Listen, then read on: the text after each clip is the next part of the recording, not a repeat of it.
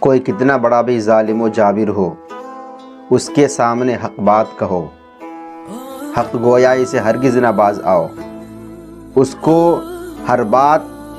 جو برا کر رہا ہے اس کو روکنے کی کوشش کرو، اگرچہ اس کے روکنے میں تمہاری جان چلی جائے، لیکن اسے روکو، ہر حال میں روکو، ظالم ہو یا ظالم بادشاہ ہو یا کوئی پیسے کے بلبوتے پر ظالم بنا ہوا ہو، ہر شخص کا مقابلہ کرو، ہر شخص کو برے کام سے روکو، اس کے سامنے نیکی کی دعوت پیش کرو،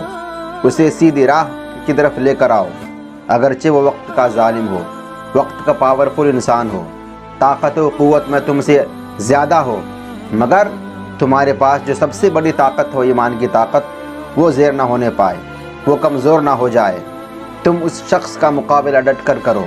اور پھر دیکھو تمہارا اللہ تبارک و تعالیٰ کیسے غیب سے مدد فرماتا ہے۔ ظالم حاکم کے سامنے حق بات کا اعلان کرتے رہو، ہرگز نہ گھبراؤ، بلکہ اس کے سامنے بھی دو ٹوک بات کہو۔ نبی کریم صلی اللہ تعالیٰ علیہ وسلم نے ارشاد فرمایا، بادشاہ ظالم کے پاس حق بات بولنا افضل جہاد ہے۔ اللہ اکبر۔ جہاد میں افضل جہاد یہ ہے کہ ظالم انسان کے ساتھ بھی حق بات بولنے سے ہرگز نہ چوکو، ہرگز نہ ڈرو، بلکہ اس کا ڈٹ کر مقابلہ کر کے اس ظالم کے ظلم کو اس کے سامنے برا بھلا کہہ کر اس کے سامنے اس ظلم کی مخالفت کرو، اور اسے ظلم کرنے سے باز رکھو، اور ظالم کے ظلم سے اسے کرنے سے باز رکھو، اور اس کو نیکی کی راہ میں لے کر آؤ، اور نیکی والا راستہ اس کو پیش کرو۔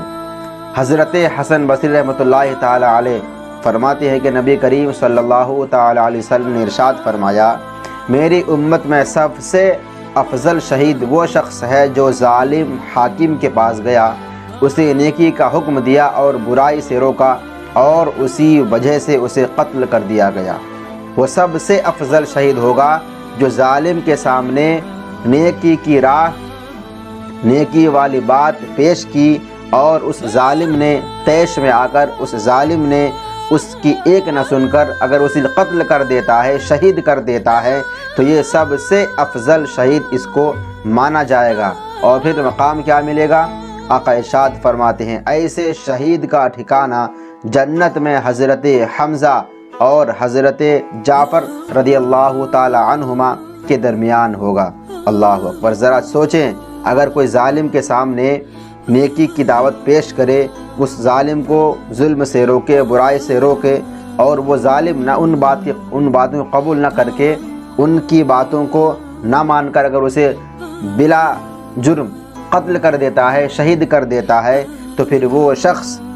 افضل الشہید کہا جائے گا۔ یعنی شہید میں سب سے افضل اس شخص کو مانا جائے گا جو اس حالت میں شہید کیا جائے، قتل کیا جائے۔ لہٰذا آپ ہرگز نہ جھکیں، اور اگر آپ حق پر ہیں تو ڈٹ کر رہیں، اللہ تبارک و تعالیٰ آپ کی غیب سے مدد فرمائے گا، اور آپ ضرور فتح یاب ہوتے ہوئے نظر آئیں گے۔ لہٰذا حق بات ہر جگہ کرنی ہے، چاہے کسی کو برا لگے اچھا لگے، اس سے کوئی مطلب نہیں ہے، بس آپ کو حق بات بیان کرنی ہے، حق بات پیش کرنی ہے، اور اس شخص کو، اس ظالم کو جو پیسے کے بلبوتے پر، پاور و طاقت کے بلبوتے پر ظالم بنا پڑا ہے، اس کو اس کے ظلم سے روکا جائے، اور اسے حق بات کی تلقین کی جائے۔